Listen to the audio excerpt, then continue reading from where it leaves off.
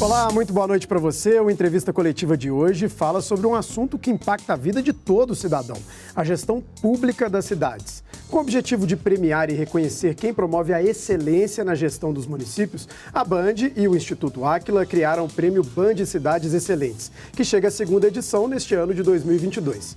Para falar sobre o Band Cidades Excelentes, eu recebo o presidente do Instituto Áquila, Raimundo Godoy. Muito boa noite. Boa noite, André. Muito obrigado pelo convite. Orion, uma satisfação enorme estar aqui com vocês. Nós que agradecemos. Eu recebo também o consultor e sócio do Instituto Áquila, Leonardo Richelli. Muito boa noite. Boa noite, André. Obrigado pelo convite. É um prazer estar com vocês. Boa noite. Como já adiantado, está comigo hoje aqui do lado o Orion Teixeira, nosso comentarista de política. Vamos fazer as perguntas aqui, né? Muito dobradinho. Boa noite para você, André. Boa noite, professor Godoy, professor Leonardo. Pois é, eu, claro, fiz o meu dever de casa, andei estudando, mas as pessoas em casa às vezes não conhecem, né, o Prêmio Band Cidades Excelentes. E tem uma sigla que é muito importante, que é IGMA, Índice de Gestão Municipal Áquila.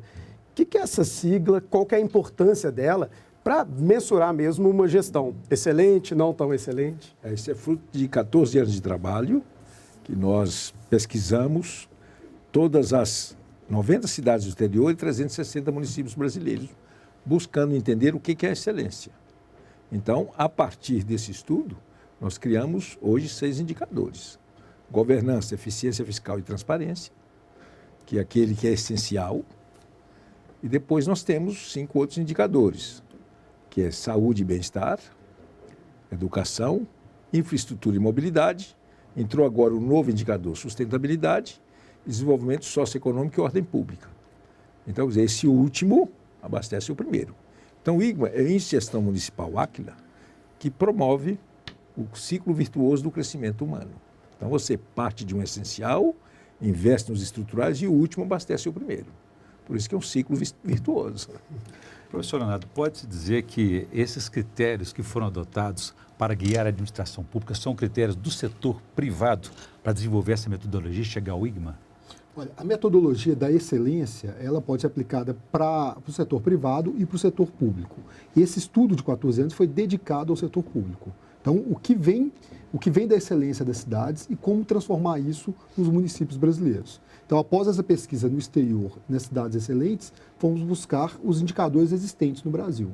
Ou seja, quais são as boas práticas existentes. Mapeado esses indicadores e organizado nesses eixos apresentados pelo Raimundo. Agora, qual que é o grande objetivo, né? Por que dar visibilidade para gestões consideradas excelentes? Bom, esse sempre foi o grande desejo do presidente do Grupo Bandeirantes, Johnny Saad. Como premiar, ao invés de criticar, premiar o bom gestor público. Mostrar que aquele que faz a diferença, de fato, merece ser premiado. Então, quando nós desenvolvemos e apresentamos a plataforma, que não tem nenhum tipo de intervenção, toda ela formada de indicadores e fontes primárias, então nasceu a oportunidade de qualificar os melhores gestores públicos. Mas o que vem assim, então, essa cidade excelente? Quem vai dizer, são esses indicadores digitais ou é a população? Na verdade, os indicadores indicam o caminho, né? Ou seja, como a população percebe o resultado daquilo que é feito pela administração. Então, os indicadores refletem essa excelência.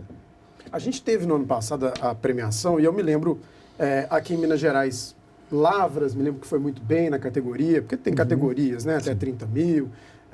A cidade, por exemplo, de Nova Lima foi muito bem e, num contexto nacional, Curitiba foi a capital mais bem avaliada. Por que essas cidades foram bem avaliadas? E o que isso representa? Assim? Há uma troca de experiências entre esses municípios, ou seja, eu fui um prefeito bem sucedido.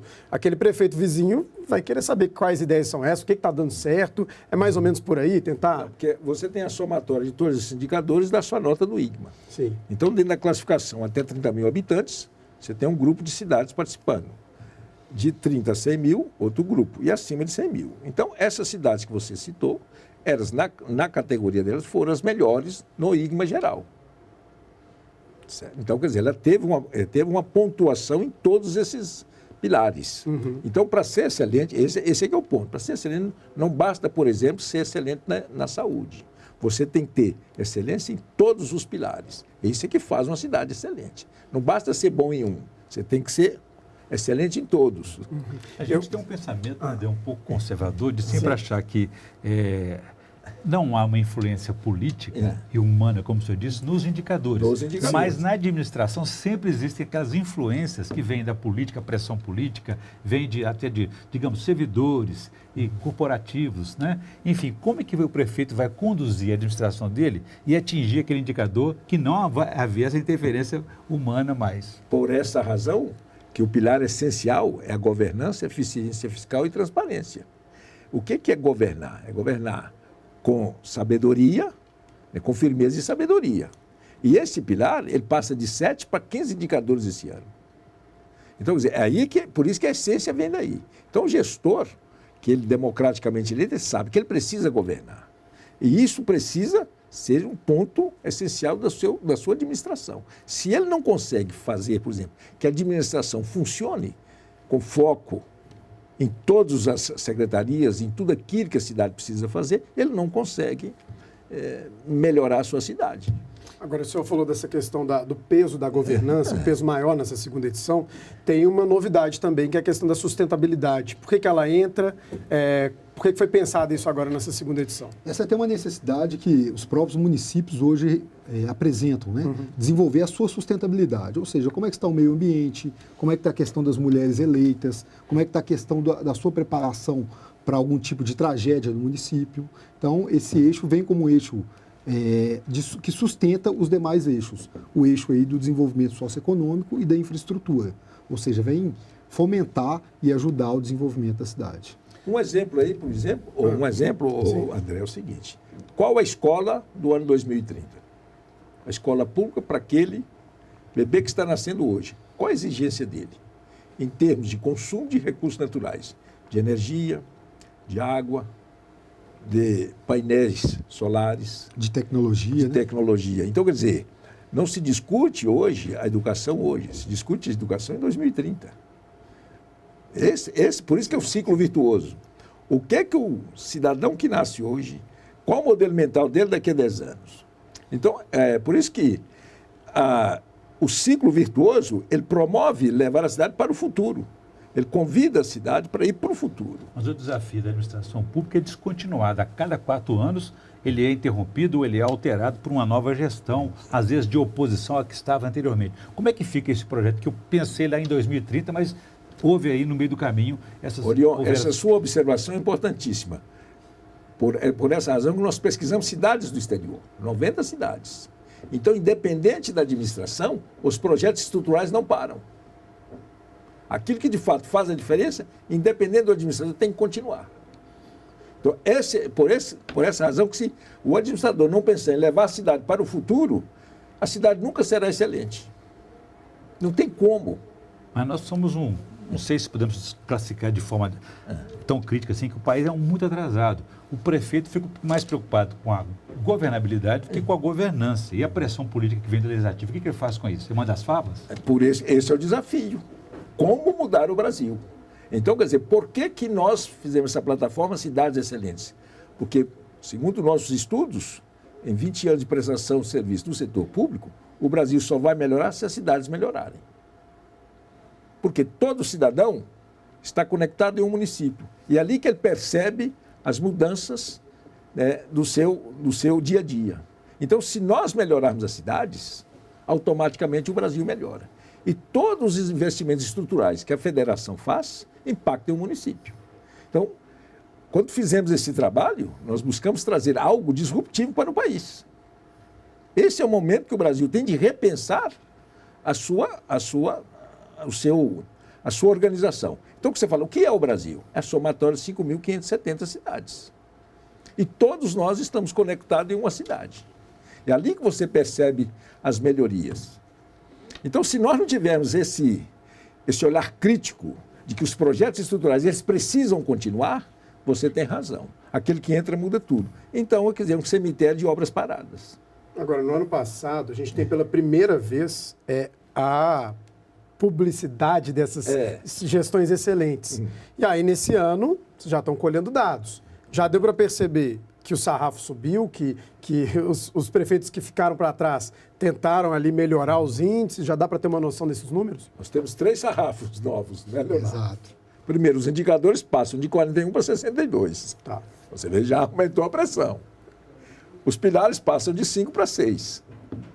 Então, quer dizer, o que eu fiz ano passado, por isso é o conceito da excelência, que não é objetivo, é uma somatória de práticas, de boas práticas, que eu faço diariamente, que me conduz a um patamar diferente. Quer dizer, eu estou sempre subindo a régua.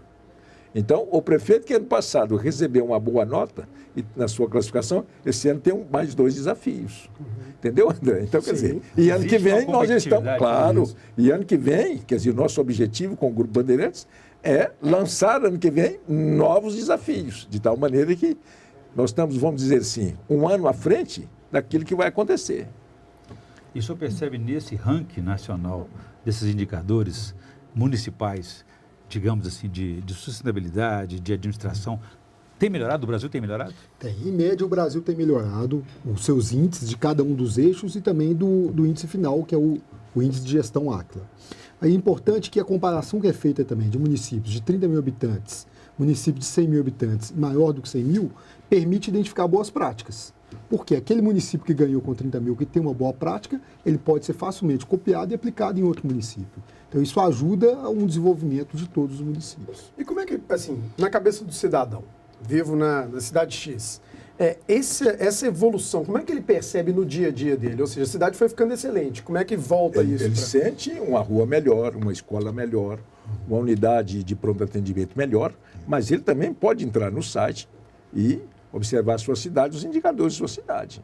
E ali ele pode, e a Câmara Municipal, e ao prefeito fazer suas perguntas, né?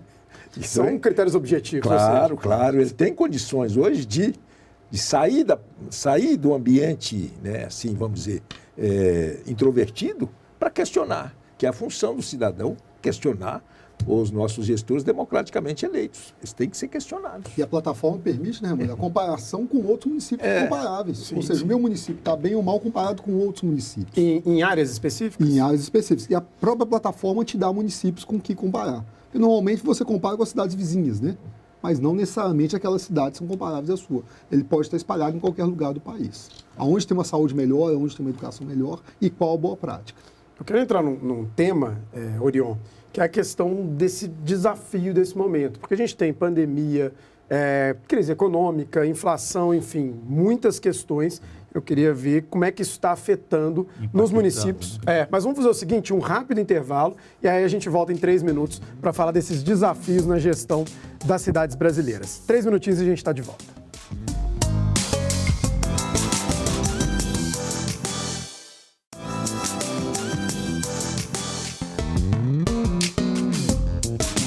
Estamos de volta com a entrevista coletiva, hoje falando sobre a 2ª edição do Prêmio Band Cidades Excelentes.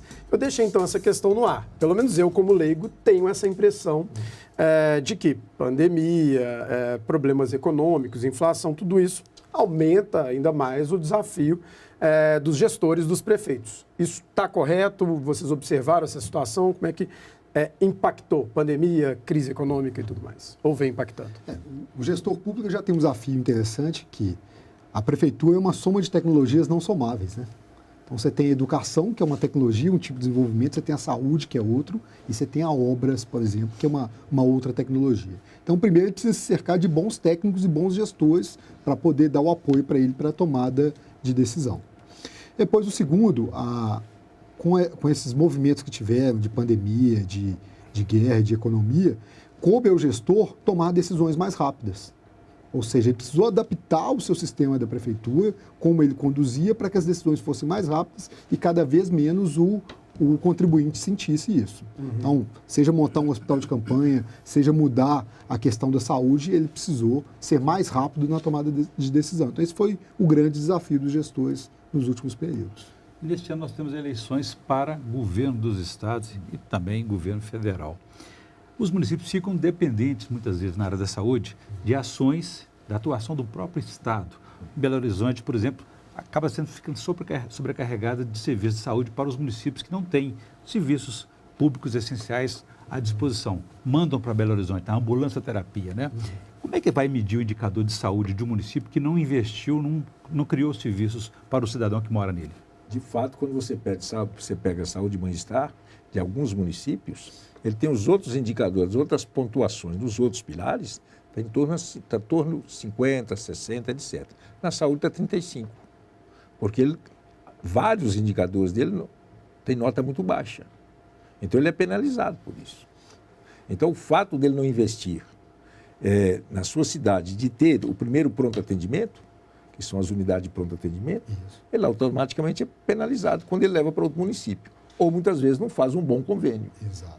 Então, quer dizer, essas cidades menores, que fazem parte, vamos supor, da Grande Belo Horizonte, elas precisam de um acolhimento rápido.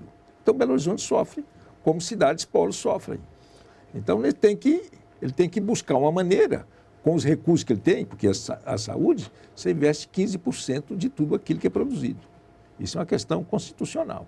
Então, se ele não faz esse investimento, ele, logicamente, penaliza esse pilar. E tem dois indicadores, de forma prática, que ajudam a medir isso. Um deles é a cobertura de saúde da família, ou seja, cabe ao prefeito investir nesse atendimento do Programa de Saúde da Família.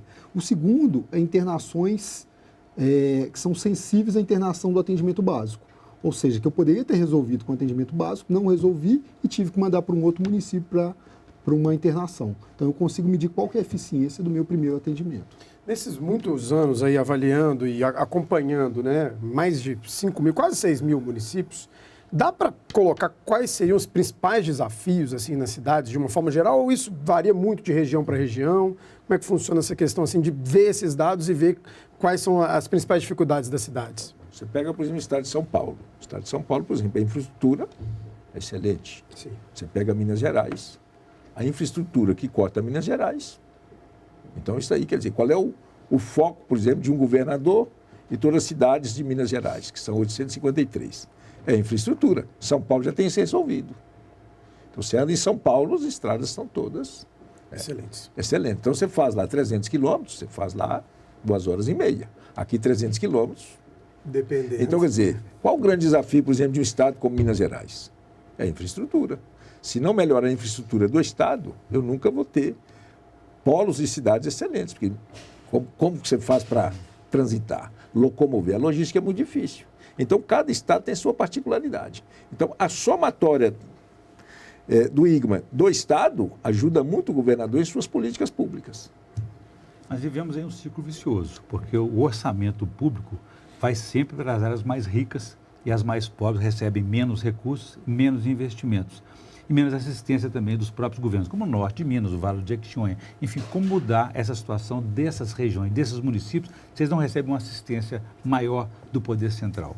Por essa razão que quando eu pego, por exemplo, o IGMA do Vale do Mucuri, um exemplo, estou aqui, eu posso compará-lo com o IGMA, por exemplo, do Sul de Minas. E ali mostra claramente onde precisa investir, a prioridade dos investimentos para diminuir essas distâncias. Antigamente, para fazer isso, você levava o quê? 1 ano, 2 anos. Hoje você pode fazer isso em 2 meses. Então, essas comparações orientam as políticas do Estado e da Federação também, onde os deputados federais têm uma participação enorme. Porque toda cidade tem que ter um deputado majoritário que orienta os recursos. O que acontece? Quer dizer, quando eu oriento um recurso que não impacta no bem-estar de uma população, quer dizer, aquilo é perdido. Então, tudo isso são os desafios, Orion, que nós temos que passar para melhorar o país. Não tem como você hoje, por exemplo, falar, Vale do Jequitinhonha, Norte de Minas, etc., uma distância enorme em relação ao Sul de Minas. Não pode. Não pode. Nós temos que diminuir. E como que diminuir? Com firmeza e com sabedoria. Para isso, eu tenho que ter informações e conhecimento suficiente para tomar as decisões. O Instituto Áquila, ele é especialista em gestão, e quando a gente pensa em gestão, a gente pensa muito em empresa, né? A gestão privada mesmo, daquela maneira que a gente vê, com balanços, enfim. E dá para fazer uma comparação? Como é que estão as prefeituras? Está perto do que é uma gestão de empresa? Não está perto? Ainda tem que caminhar? Mas olha o que nós descobrimos nesses estudos. Que a excelência vem do setor público. Não é do setor privado. Quer dizer, é o setor público que promove a excelência. Quando você vai em alguns países, cidades são excelentes. Então, ali, as empresas chegam. Todos querem viver em um ambiente de excelência. Então, quer dizer, quem marca o território, quem traz os investimentos é o setor público. Ele é que orienta onde investir e como investir. Então, quer dizer, inclusive na publicação, tem um capítulo que fala que a excelência vem do setor público. É isso que nós temos que trabalhar para que, de fato, o nosso setor público marque os investimentos, oriente os empresários onde investir. Porque senão, É uma nós cidade vamos continuar, excelente. nós vamos continuar, né, Leonardo? Achando que o setor público é algo secundário, como quando ele é o protagonista. Ele é a Perdulário, referência. né? Agora, a respeito do desenvolvimento econômico, como é que uma cidade pode, por exemplo, buscar a sua própria vocação regional, local, de maneira que ela possa exercitar aquelas suas atividades e não ficar dependente, por exemplo, da mineração, como acontece aqui hoje em Minas Gerais? Exato. Você tocou num ponto central, que é a vocação. Ou seja, para criar o desenvolvimento socioeconômico, ele precisa entender qual que é a sua vocação e desenvolver essa vocação não só no seu município, mas em toda a cadeia ali da região. Então, cidades excelentes normalmente já têm um planejamento de longo prazo. Não estou preocupado só com as minhas receitas de hoje, mas como criar condições, tanto de desenvolvimento quanto de trabalho para o futuro, para os próximos anos. Então, esse é o ponto-chave do desenvolvimento. Mas, né, Orion, um dia o minério acaba, concorda? Sim. Verdade. Um dia acaba. E aí? Então, a geração de riqueza daquela cidade desaparece. Então, eu tenho tempo suficiente para reconverter a cidade, continue produzindo riquezas. Então, isso necessita um planejamento de curto, médio e longo prazo. É um pensamento de 20 anos para frente. Porque o minério não acaba amanhã. Uma hora ele vai acabar. Mas então, o que eu tenho que fazer? Agora, esse planejamento é feito com rigor? É feito realmente bem feito? A gente não sabe, mas é um objetivo. Isso tem que ser feito. Nós temos que pensar assim. Fala-se muito em reforma administrativa, de uma máquina enxuta, máquina de administração pública enxuta. Isso é possível fazer? Indicadores que possam referenciar essa atitude, essa gestão? Nós temos um indicador que é aquele da 55%. Tem o da Lei de Responsabilidade Fiscal, né, que já limita. Isso. Tem um outro indicador importante nisso daí, que é a quantidade de servidores públicos pela quantidade de cidadãos. Ou seja, quanto que eu tenho, qual é o tamanho da minha máquina para atender aquela equipe. E o indicador novo desse ano que a gente está avaliando é a quantidade de comissionados versus a quantidade de servidores concursados, para ver também o quanto que aqueles servidores são servidores que dão continuidade no trabalho. Então, com esses 3 indicadores, você consegue mensurar bastante um pouco da prestação de serviços, digamos, da administração do município para o cidadão. O cidadão comum não tem a menor ideia desses indicadores. Não tem a menor ideia. A quantidade de comissionados versus... A quantidade de concursados. Ele não tem. Agora tem. Então, ele pode questionar. Por exemplo, a quantidade de secretarias. Ele pode questionar tudo isso hoje. É um novo indicador que... Por isso que a eficiência fiscal, né, ganha o nome de governança, porque passa de 7 para 15 indicadores. Porque esse é o essencial. Se isso não funcionar, os outros não vão funcionar. A gente está falando aqui de prefeituras porque é na cidade que está o transporte público, está o hospital, escola, enfim. Mas aqui no Brasil a gente tem a questão do pacto federativo. O dinheiro, muitas vezes, ele está mais na mão da União, dos estados, e lá no fim da fila aparecem as prefeituras. Isso é um problema, ou não necessariamente, porque esses recursos também são repassados? Como é que os senhores veem essa questão? Na minha visão, um grande problema que precisa ser repensado. Então, esse pacto federativo, ele precisa ser revisto.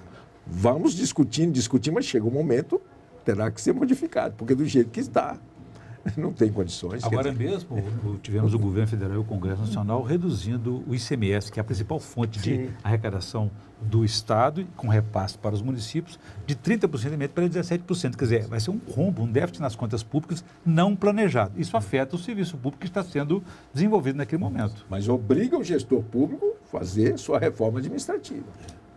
Obriga ele a repensar os gastos em relação aos investimentos. Por exemplo, se ele não fizer isso agora, quer dizer, é isso que eu falo do planejamento. Quer dizer, a redução do ICMS, ela não vem amanhã, mas vem daqui a 3 meses, 6 meses. Então, eu tenho que replanejar tudo aquilo que eu estou fazendo. Por isso que o gestor público precisa de governar. Por isso que a governança... E ele tem informação para isso, né? Um dos indicadores que a gente avalia e está o tempo todo comparando é a autonomia fiscal. É a capacidade do município de gerar recursos próprios, para não depender dos repasses. Mas muitos nem cobram IPTU, por exemplo. Mas tem que cobrar. Mas tem que rever. Não vou dizer cobrar, tá? Não é correto. Mas tem que revisitar esse conceito. Porque alguns pagam, outros não pagam. E quando vem uma situação de cima para baixo, que é essa do ICMS, obriga a repensar o que eu vou fazer na minha cidade, não é, Leonardo? Exatamente. Eu queria falar sobre uma questão específica para o prefeito que está vendo a gente mesmo. Ele está concorrendo automaticamente, ele tem que fazer alguma coisa, porque me parece que tem a questão de enviar projetos, isso pode contribuir ali na avaliação dele. Como é que isso funciona? Bom, envio de projeto, sim. Eu estou trabalhando, por exemplo, numa unidade de pronto atendimento. Sim. Ela demora a ficar pronta e produzir aquele resultado que eu espero.